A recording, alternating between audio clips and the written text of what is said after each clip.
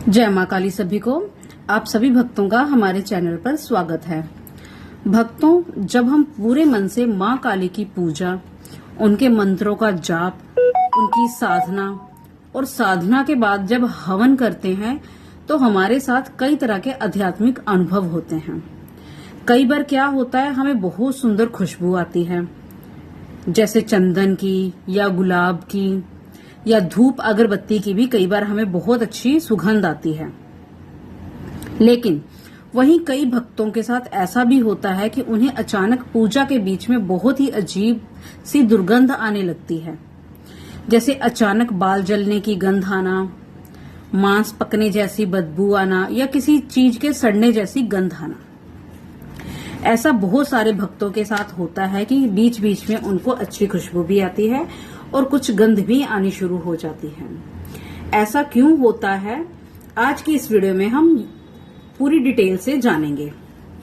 ठीक है, तो सबसे पहला और सबसे बड़ा कारण जो होता है कि जब आप या मैं, हम कोई भी अपने घर में मां काली का दिया जलाना शुरू करते हैं, उनके मंत्र पढ़ते हैं या उनके घर में हवन की तैयारी करते हैं, तो उस जगह की सकारात्मक ऊर्जा बहुत तेजी से बढ़ने लगती है।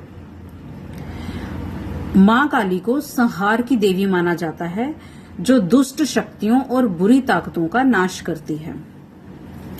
शास्त्रों के अनुसार जब दिव्य शक्तियां घर में प्रवेश करती हैं, तो वहां पहले से मौजूद कोई भी छोटी बड़ी नकारात्मक ऊर्जा या कोई बुरी नजर या कोई तामसिक तत्व कुछ भी हो, वो टिक नहीं पाता।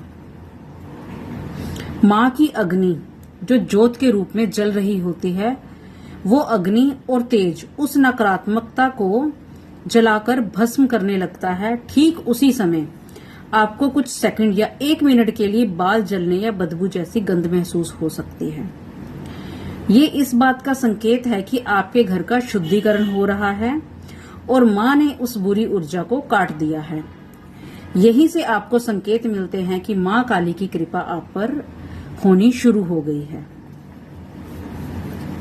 अब इसका दूसरा कारण होता है शक्तियों द्वारा परीक्षा लेना और रुकावटें आना आपके पूजा पाठ में।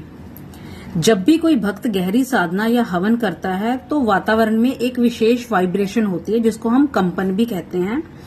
आपके आसपास जो सूक्ष्म और अदृश्य शक्तियां होती हैं, जिन्हें हम देख नहीं सकते ना महसूस कर पाते हैं, लेकिन जब हम मां काली की पूजा शुरू करते हैं, उनके नाम का घर में दीपक जलाते हैं, उनका मंत्र उच्चारण करते हैं, तो धीरे धीरे क्या होता है, आपको ये शक्तियां महसूस होने लगती हैं। जो नकारात्मक या तामसिक शक्तियां होती हैं, दोनों ही हो सकती हैं, वह नहीं चाहती कि आपकी पूजा सफल हो और आपको मां की कृपा मिले।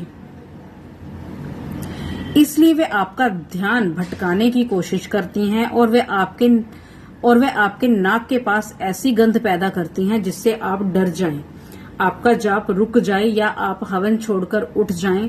अगर आप उस गंध के बारे में सोचने लग गए या डर गए, तो उनका मकसद वहीं पे पूरा हो जाता है, क्योंकि उनका मकसद होता है कि घर में उन्होंने पूजा पाठ नहीं होने देनी। क्योंकि मां काली की ऊर्जा ही इतनी तीव्र होती है, वो किसी भी नेगेटिविटी को टिकने ही नहीं देती। इसीलिए वो पूरी कोशिश करती हैं कि वो आपका ध्यान भटकाएं। लेकिन अगर आप इन बातों को ध्यान नहीं देते, तो वह शक्तियां क्या करती हैं, अपने आप हार मानने लग जाती हैं और एक ना एक दिन मां काली की कृपा से वो घर से भाग जाती हैं। मतलब आपके कष्ट कटने शुरू हो जाते हैं, धीरे धीरे करके उनका प्रभाव कम होने लगता है, क्योंकि घर में पॉजिटिविटी बढ़ने लगती है, नेगेटिविटी कम होने लगती है।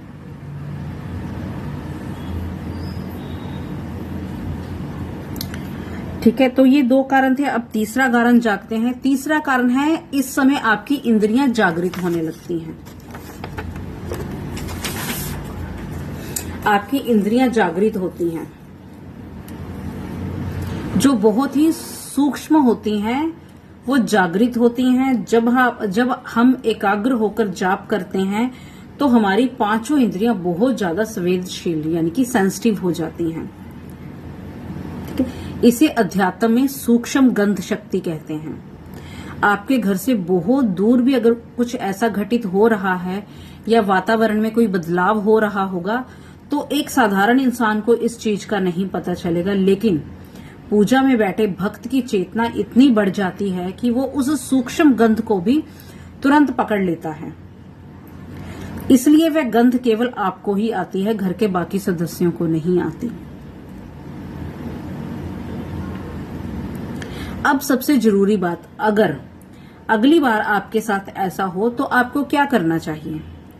तो आपको इस स्थिति में बिल्कुल भी डरना नहीं है, कोई भी नेगेटिव थॉट माइंड में नहीं लेके आनी है, क्योंकि डरने से नकारात्मक शक्तियां मजबूत होती हैं। और आप माँ काली की पूजा कर रहे हैं तो माँ काली आपकी रक्षा के लिए वहां ऑलरेडी मौजूद होती हैं, तो आपको बिल्कुल भी नहीं डरना है। आपको अपने ईष्ट आराध्य पे पूरा विश्वास रखना है। चाहे कितनी भी अजीब गंध आए, आपने अपनी पूजा या हवन को बीच में अधूरा नहीं छोड़ना है, उसको पूरा करना है। कोई भी नकारात्मक थॉट भी, सोच भी दिमाग में नहीं लेके आनी है। बस माँ का नाम लेते हुए अपनी पूजा अर्चना करती रहनी है। मन में माँ का जयकारा लगाएं, अपने जाप की गति बढ़ा दें, मन ही मन बोलें, माँ के मंत्रों का जाप करें, जय माँ काली बोलें, कपूर जलाएं। हवन पूरा होने के बाद पूरे घर में भीमसेनी कपूर और लौंग की धुनी जरूर दें।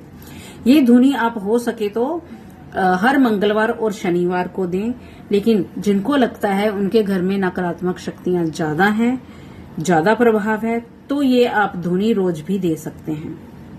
ठीक है। हवन के बाद इसको इसीलिए मैंने देने के लिए बोला क्योंकि जो इससे बची कुछ नकारात्मकता या कोई भी ऐसी शक्ति होगी तो वो भी पूरी तरह खत्म हो जाएगी। ठीक है। तो पूजा में ऐसी गंध आना कोई अपशकुन नहीं है, बस कुछ कारण होते हैं जो सिर्फ वही भक्त समझ सकता है जो डीपली कनेक्ट होगा अध्यात्म में। ठीक है। तो अगर आपको ऐसी गंध आए तो इस बात का ये सबूत है कि आपकी पूजा में शक्ति है और वह काम कर रही है। ठीक है। आज की वीडियो में इतनी ही जानकारी। अगर आपको ये जानकारी अच्छी और सच्ची लगी हो तो वीडियो को लाइक करें और हमारे परिवार से जुड़ने के लिए चैनल को सब्सक्राइब जरूर करें। अगर आपको लगता है इस वीडियो की किसी को जरूरत है तो ये वीडियो आप उसके साथ शेयर भी कर सकते हैं।